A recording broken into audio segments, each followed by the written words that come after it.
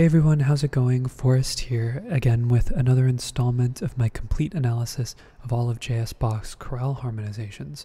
Today we're going to be looking at Du Lebensfürst, Herr Jesu Christ, which translates to Lord Jesus Christ, Thou Prince of Life. This is a pretty straightforward chorale, not too many interesting tidbits or quirks about it. It pretty much functions entirely, or all the harmony functions the way that you would expect it to. Yeah, maybe we should just get started with the analysis then. So we start with a D major triad, we end with a D major triad. However, our first cadence is a perfect authentic cadence in the key of A major. So even though we start off in the key of D major, we're going to get a mid-phrase modulation to the key of A major. So we start things off with a D major triad, D, F sharp, A, and D, with a passing seventh in the bass. We then have B, F sharp, D, and D, which is a B minor triad in root position. That's our 6. Then we get a skip down in the tenor, which is still a chord tone. We then have A, D, and E, but this D is an accented non-chord tone or a suspension over the bass, depending on how you look at it. It's a major triad regardless, so that's a 5 chord. And then that goes to D, A, D, and F sharp, which is our tonic triad in root position. And then again we get this skip in the tenor that goes to another chord tone.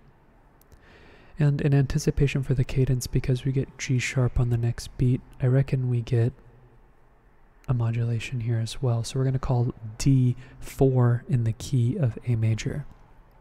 We then have E, B, D, and G sharp.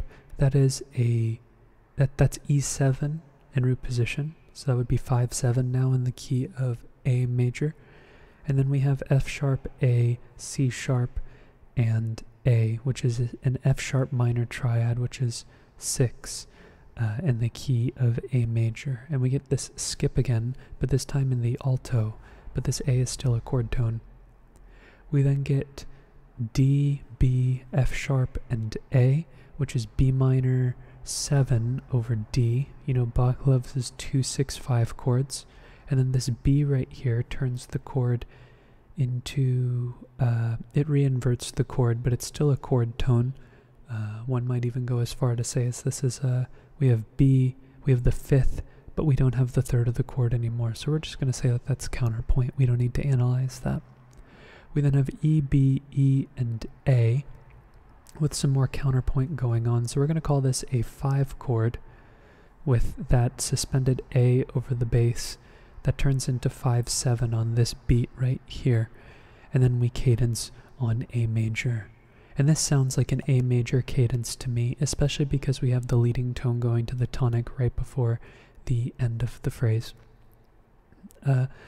The next phrase is a perfect ends in a perfect authentic cadence in the key of D major, and because we have no chromaticism throughout the phrase, I think this A is functioning like 5 in the key of D major as well. It's really interesting that he'll perfect authentic cadence in the key of the dominant, and it'll function very similarly to a half cadence. I've talked about this at length in my videos. I think it's pretty cool, but this one's pretty clearly in the key of A. It's not as ambiguous as some of the others. And then we have D, A, D, and F sharp with a passing 7th in the alto. So that is a tonic triad in root position. We then have E, G natural this time, B, and G. And we'd be tempted to call this a 2 chord. In fact, I think you'd be right if you called it a 2 chord. However, in my analyses, I've been looking more at the C sharp and calling this actually a C sharp diminished chord in first inversion, so 7-6. Just 1-7-6, especially when it goes to another 1 chord after the fact, seems more normal to me. And we do go to a D major triad. We go to F sharp, A, D, and F sharp with this 9/8 suspension in the melody. So we do go to a tonic triad in first inversion, which is a normal progression for Bach. We then get G, G, D, and F sharp. We also get A in there. I really think that these are all just contrapuntal notes, and really he's just implying this tonic over 2 beats, and this is just a delayed passing tone because we don't get a full triad after the fact. We then have A, D, and E, and we know what's going on here. We know that we're getting a 5 chord in root position with a passing 7th in the bass and the resolution in the alto after the fact. But this B and this D, those are both non-chord tones. Then we get F sharp, A, C sharp, and E. That's an F sharp minor 7 chord in root position, so we call that 3-7. We kind of get a deceptive progression going on because we would expect 5 to go to 1, but instead it goes to 3. And then we get another delayed passing tone, which spells another incomplete chord, or a chord that's a little more extended in comparison to what Bach's vocabulary is, right? We have G, F sharp, C, and E, and that would be I don't know, we'd have to unscramble it to see what it was. Some type of, there are lots of different permutations about what we could spell it as, but I think it's more just counterpoint than anything else. We then get B, F sharp, D, and D. It's a B minor triad in root position, so that'd be a 6 chord. And we see the makings of what's going to be a sequence here, right? 3 goes to 6, and I wouldn't be surprised if the rest of the sequence unfurls and we end up on 1 at the cadence. But before that, we have a passing tone in the bass, more specifically a passing 7th. And then we have G, B, D, and E. That's an E minor 7 chord over G. You know, Bach loves his 2-6-5 chords. Again, similarly here, he leaps or skips down, and it puts the chord in root position by omitting the 3rd. So we'll just mention it. We don't need to write it on the page. And then we get A, C sharp, and E. That's a root position A major triad, which is our dominant. And that gets extended into the next beat with a delayed 7th going on here before we cadence on D major, D, F sharp, A, and D. Tonic triad. So yeah, we do get a falling 5th sequence there via this 3-7 chord, and it really is a very beautiful 3-7 chord because it turns into 3-7 with the 7th suspended in the melody. That's very beautiful, to me at least. Okay, looking ahead to the next phrase, we have a perfect authentic cadence in the key of E minor. So very interesting. We have a key structure where we have the 1, the 2, and the 5, so kind of like a large-scale D major cadence being outlined by the keys. It's pretty neat. But I don't think we modulate straight away to the key of E minor. I think it's a little bit of D major beforehand. So here we have A, C sharp, and E. Even with the G sharps here, kind of tonicizing the A, I still don't think we're in the key of A here. I still think this is a 5 chord. Especially because it happens on a weak position in the measure. It's really this D sharp that I think is interesting to us. So here we have A, C sharp, and E again, so that's just another 5 chord with a passing 7th in the bass.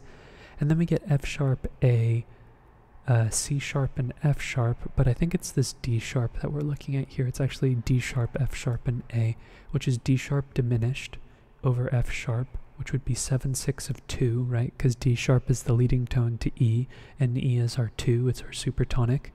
And then we get our supertonic here, E, B, E, and G. That's just our root position E minor triad, which I think is our modulation point. Instead of saying we modulate on the secondary dominant, I say we modulate here. That's just what it sounds like to me. We could say we modulate as early as the A, which is the 4 chord. In fact, I will offer that analysis. If you want to say that we start things off in the key of E minor, we could call this 4, and we could call this 7/6, and then we could call that 1. However, I think making an argument that this A being a major chord this early on, especially with considering how tonal on the spectrum of like the modal tonal spectrum, right, with modes being all the way on this side, and let me get my hands in the frame, modes in my left hand and tonality in my right hand. It's definitely in the tonal side of the spectrum. We could make the argument and say that there is some Dorian going on, but we do get the leading tone. We have C sharp as well. I think really this is 5 in the key of, it still sounds like D major to me here. So whether you say it modulates at the secondary dominant, or whether you say it modulates at the E minor, or even if you say the whole phrase is in the key of E minor, 4-7-1 is a normal progression. I think that that's what Bach was thinking of in the first place, so this is just how I chose to analyze it, but there are varying viewpoints. We have a passing tone in the tenor, before we get another spelling of the E minor triad, E, G, B, and G this time. And then we have a delayed 7th here. Then we have C, G, E, and G, which is it's C major in root position, so that's just a 6 chord. The same idea that we've been seeing 1 going to 6 a couple of times now. We saw 1 going to 6 here, and I swear we had another instance of it. Maybe I'm crazy. Oh no, we had 5 going to 6. But we've been seeing a lot of 6 represented. 3 going to 6 here as well. We've been seeing a lot of 6, which is a chord that gets used with some regularity, but here it's becoming kind of a motive. But then we have a passing tone in the bass, passing 7th more specifically. And then we have A, C, E, and F sharp. That's F sharp, minor 7 flat 5 over A, which is 2-6-5. You know, Bach loves his 2-6-5 chords. And again, he does the same thing here, where the 3rd gets knocked out for the root, and we get an incomplete 7 chord there. Before we cadence on E, we get a 5 chord, B, B, D sharp, and F sharp. A little bit of counterpoint going on in the upper voices, but this is just a big 5 chord. Before we get the delayed 7th in the tenor, then we cadence on E minor, E, G, B, and E. Tonic triad. Okay, looking ahead, we have a perfect authentic cadence in the key of B minor. So we haven't had any 2 cadences consecutively in the same key, which is pretty cool. Not something that I typically notice in Bach's music, but yeah, we get a lot of cadences in different keys. So I think we stay in the key of E minor for a little bit. We don't really modulate until we hear we have like chromaticism in this measure, so the D sharp is still implying the realm of E minor, but when we start to get the D naturals again, and actually we don't get D natural at all in here, but when we start to avoid the chromaticism and start to see A sharp, I think we modulate in this region. So here we have B, B, D sharp, and F. That's a root position B major chord, so that's 5 for us. Passing tone in the bass. Then we have D sharp, F sharp, B, and F sharp. That's just inverting the triad. So we just have a 5-6 chord there. Then we have another passing tone, but this time in the tenor. And then we have B, A, D sharp, and F. So he just takes the 5 chord and just respells it over the whole measure. So he just takes the chord and turns it into a 7 chord in root position here. So 7-5-3. But this B right here is not a non-chord tone. It's part of the chord. Here we get E minor, E, G, E, and G. That is an E minor triad here in root position. Passing tone in the tenor. And then we have E, B, and G, and E again, so that's still implied, the root that is. Delayed passing tones in the outer voices before we get G, E, B, and B, which is a first inversion E minor triad. And this is going to sound interesting, but I think we modulate at this E minor, the first inversion one, rather than the root position. Whether you mark it here in this phrase or whether you mark it here in this phrase, I think we modulate at this one just because that's what it sounds like to me. When we go up from E, when we land on E minor here, it doesn't quite sound like we're in the key of B minor yet because we have the A naturals. So really, by the time we hear this E minor, everything afterwards to me starts to sound like B because we have B in the melody as well. There's just a lot more emphasis on B, even though the chord is still fundamentally E minor. So that's just what it sounds like to me. If you say it modulates here, I think that that's totally valid as well. Okay, so we have E, C sharp, G, and B flat. That's C sharp minor 7 flat 5, which is 2-6-5 in the key of B minor. You know, Bach loves his 2-6-5 chords. We have some passing tones D, and F sharp before we go to C, C, E, and B flat. So he takes the chord here and omits the third of the chord, right? Because he just does the same thing that he's done in pretty much every cadence, where instead of having it occur over one beat, it occurs over 2 beats. He just uses a passing tone rather than skipping down to it. But he turns the chord into root position, but without a third. And with diminished chords, that's fine, because the third is the weak tone in the diminished 7 chord, rather than the fifth in a non-diminished chord, or augmented for that matter.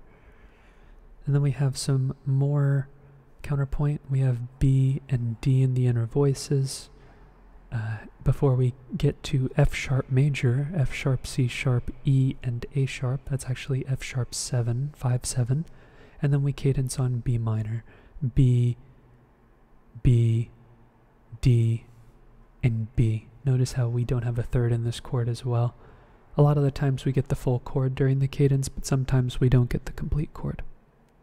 Alright, second to last cadence. Penultimate cadence, we have a half cadence actually in the key of D major.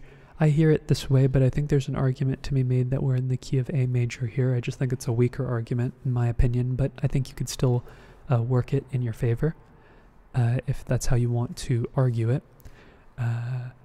But yeah, so I think we're in the key of B minor for a little bit afterwards because we have A sharp, but we will move eventually.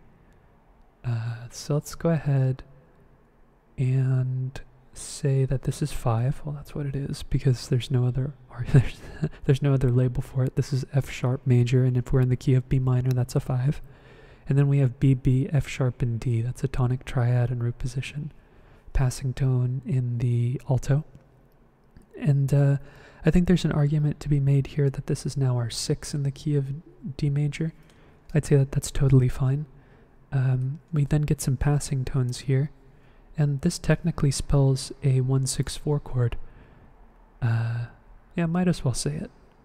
I think it's kind of a weak 1-6-4 chord, A, F sharp, D, and F sharp, because it's not really going where 1-6-4 chords are expected to go. But it is part of a passing figure, so I will note it because it is an analyzable chord, unlike some of the other chords that we've come across. Then we have G, B, D, and F sharp. In the key of D major, that's a 4-7 chord. The fact that 1 is going to 4, that's where it does want to go, so I will mark that. And then we get the same thing here. We have F sharp, A, D, and F sharp. So he's oscillating between 1 and 4 here a lot. So he has 6, 1, 6, 4, 4, 1, 6. Before we go to E, G, C sharp, and G, that's a C sharp diminished triad over E, so 7, 6. So the fact that 4 is going to 7, 6, or 1 is going to 7, 6 is a good sign. Then we have D, F sharp, D, and G. With that G sustained in the melody, it's it would almost be like we were completing the triad if this were like an A or if this were a D, but with this G suspension, we know that 1 is sort of being implied here because we have all of the makings of the chord except for the 5th. But the fact that we have the G up there, that definitely conflicts the sound and just creates this this idea that the chord's implied but not really solidified and worth putting on the page. But here we have A, E, or sorry, C sharp, E, E, and G.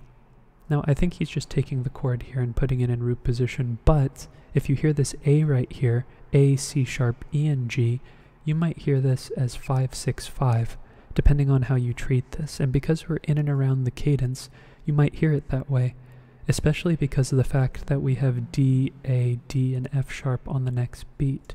So depending on how you hear this, you might hear it on the and, you might hear it on the strong beat. 7 and 5 are really achieving the same thing. They're both dominant functioning chords, so when you see them in succession, it usually means that one is being implied, and really it's just the idea of the dominant bringing focus to the tonic that's happening in that measure rather than really a chord progression that's switching between the two. But sometimes they do progress from one to the other in more deliberate ways. We have a neighbor tone here, this G sharp, which kind of makes it feel like we're in A major, but I don't think we are. We have A, D, and E, and then we have another one of these suspensions where we have D and B. I swear we've seen that before. Where we have an A chord with D and B in it. Yeah, D and B right here. We don't have the C sharp in the middle of it, but it's still implying a 5 chord, just we have the suspension on beat 1 and the chord resolves on beat 2. Alright, last cadence, perfect authentic cadence in the key of D, as we would expect most chorales to end on, a perfect authentic cadence. Not always, but virtually always. 5 goes to 1 most of the time, F sharp, A, D, and A. It does go to 1, but it goes to 1 in root position, D major over F sharp. And then we have G, G, D, and B, which is a G major triad in root position. That's 4, which is where 1 wants to go, because F sharp is a tendency tone and it wants to go a half step up to G, which is the 4. We have a passing tone in the tenor before we get G, B, G, and B, which is really just respelling 4 again.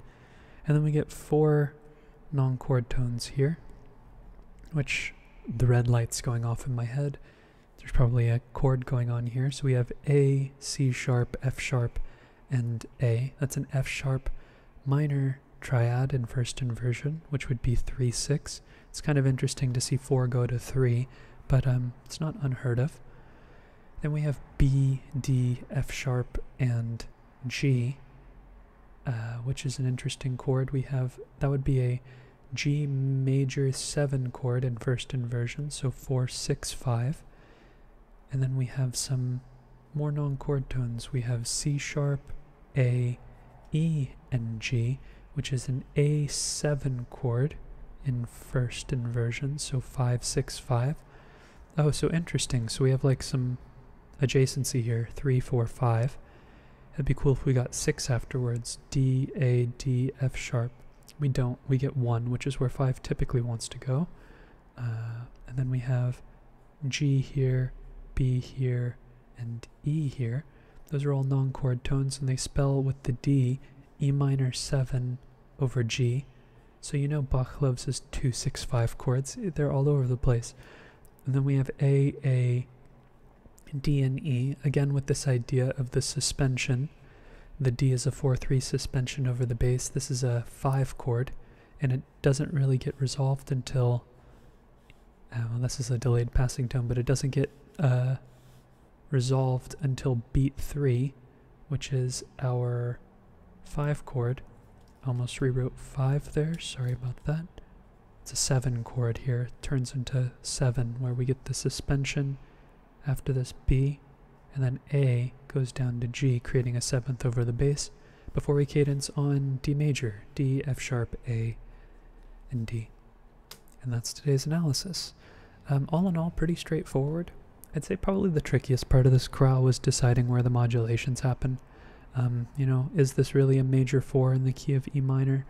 It's, we see a lot of major 4 chords in E minor, or not just E minor, but in minor keys in general in Bach's music, and they're usually paired together with 7, or paired together with 5. And the fact that we're seeing it here, this is probably the shakiest part of the analysis, but all in all, I think the structure of the keys is really interesting. We have the 6, the 2, the 5, and the 1 of a D major, so we have this little sequential relationship between the keys. But all in all, this was a delight to analyze. Everything functioned exactly the way that I would expect it, or exactly. Pretty much always the chords went where they were expected to go, and it was fairly straightforward to analyze. There was a lot of counterpoint in this chorale because of the fact that we had voices doing their own independent rhythmic things. It made chords at times hard to pick out, but I took note of it and marked them as non-chord tones instead of analyzing them as their own chord. And when they were analyzable and significant, I analyzed them. So, that being said, thanks for watching the video. Thank you for continuing to support the channel. I appreciate it. I hope that for those of you who are following along on a daily basis, I hope that you are enjoying the new logical or the, maybe not logical, but the numerical ordering of the chorales. It's been so much easier to keep track of in my spreadsheet as opposed to having to hop around from chorale to chorale. I'm curious to go back into my anthology and see what they were thinking when they were ordering them the way that they did. It was nice to see variation, but I think it's just as interesting to see them in sequential order as well. So that being said, thanks for watching again. I'm looking forward to tomorrow's analysis, and I hope you take care.